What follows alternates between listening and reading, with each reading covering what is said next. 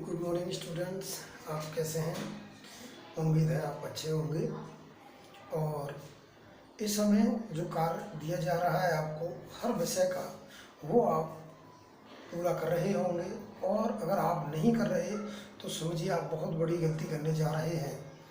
इसलिए आपको जो कार्य दिया जा रहा है, जिस विषय का भी है, उस विषय का कार्य आप समय से पूरा करें, उसको दोहराएं, समझें। अगर आपको नहीं समझ में आता तो आप अपने साथी स्टूडेंट से पूछें, क्योंकि आपके लिए हर विषय पर, हर टॉपिक में, हर सब्जेक्ट में आपको कार्य दिया जा रहा है। और आपको यह अगर आप कार्य नहीं करते तो निश्चित ही आप आने वाले समय में बहुत पीछे चले जाएंगे और आपको रिकवर करना बहुत मुश्किल पड़ जाएगा।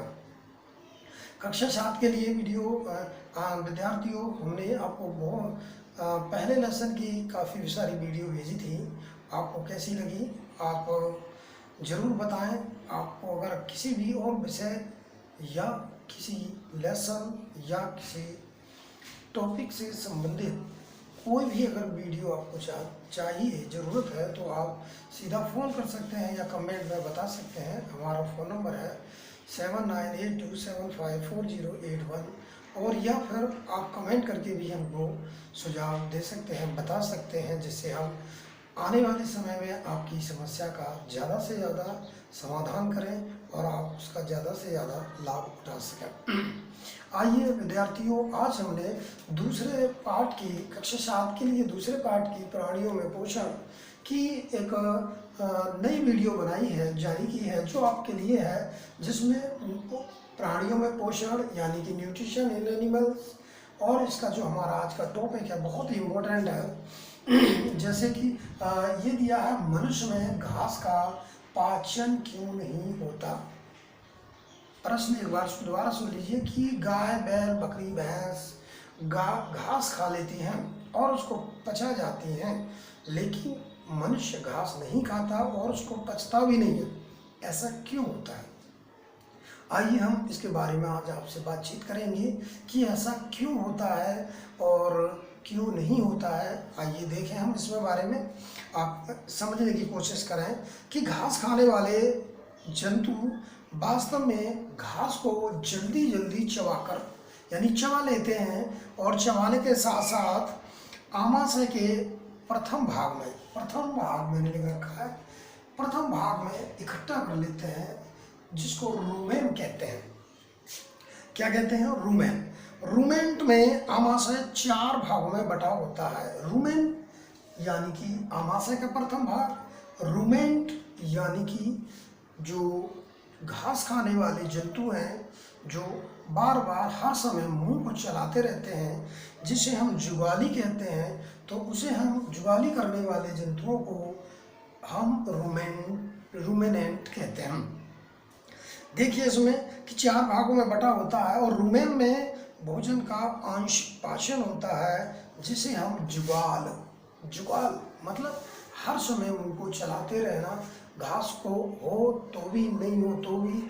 जैसे बकरी है, आप देखिएगा, खाएगी नहीं तो भी मुंह चलाती रहेगी, गाय है तो भी, और भैंस है तो भी। तो इसको हम जुगाल कहते हैं, जुगाल। परंतु यह बाद में जंतु छोटे छोटे भागों में इसे तोड़ करके मुंह में बार बार इधर से उधर घुमाते रहते हैं और चबाते रहते हैं। इस प्रकार का प्रक्रम को हम रोमंथन कहते हैं। कहीं लिखा है रोमंथन मतलब जुगाली करना, और ऐसे जंतुओं को रूमेनेंट्स बोलते हैं।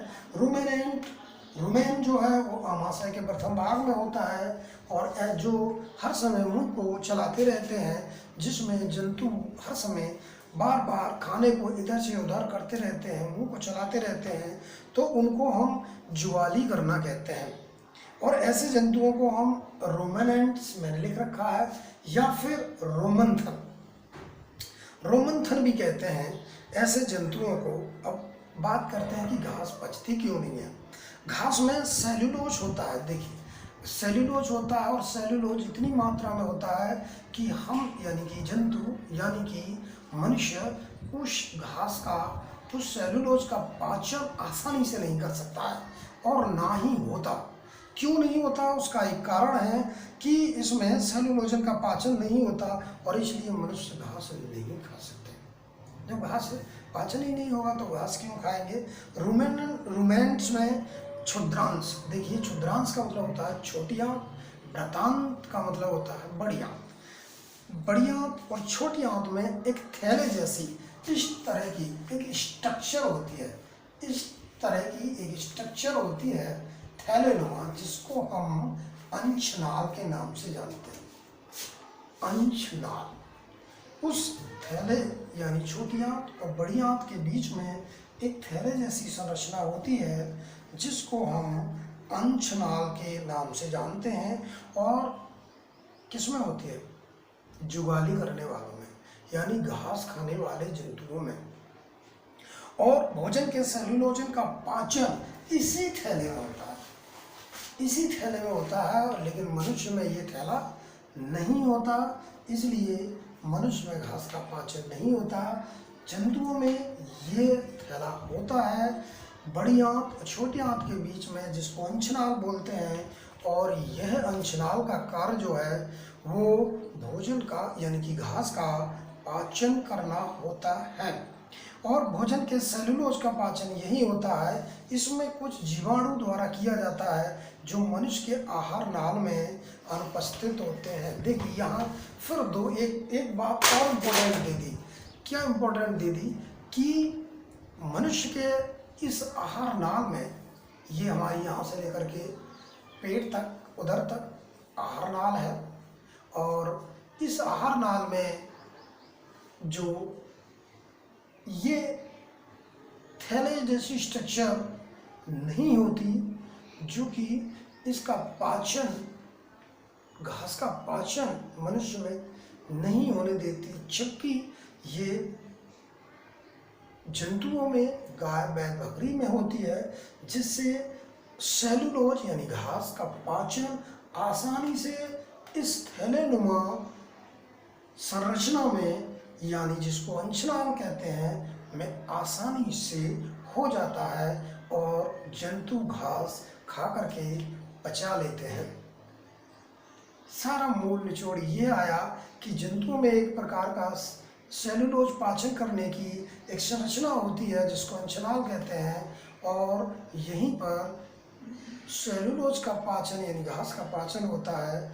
और लेकिन मनुष्य में इस प्रकार की कोई संरचना नहीं होती, इसलिए मनुष्य में किसी प्रकार का सेलुलोज या घास का पाचन नहीं हो सकता, नहीं हो पाता।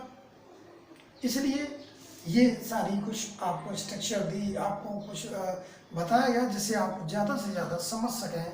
पिछली बार भी, पिछले लेसन में हमने पहले लेसन के कुछ वीडियो भेजे थे, आपने कमेंट नहीं किया। अगर आपको कोई भी किसी भी लेसन का, किसी प्रकार का टॉपिक का या किसी भी सब्जेक्ट से रिलेटेड आपको वीडियो चाहिए या जिसमें परेशानी हो, आप बेझिझक कॉल कर सकते हैं या कमेंट में लिखकर भी आप बता सकते हैं कि आपको किस प्रकार का वीडियो चाहिए, किस प्रकार की समस्या है। हमारा नंबर है 7982754081।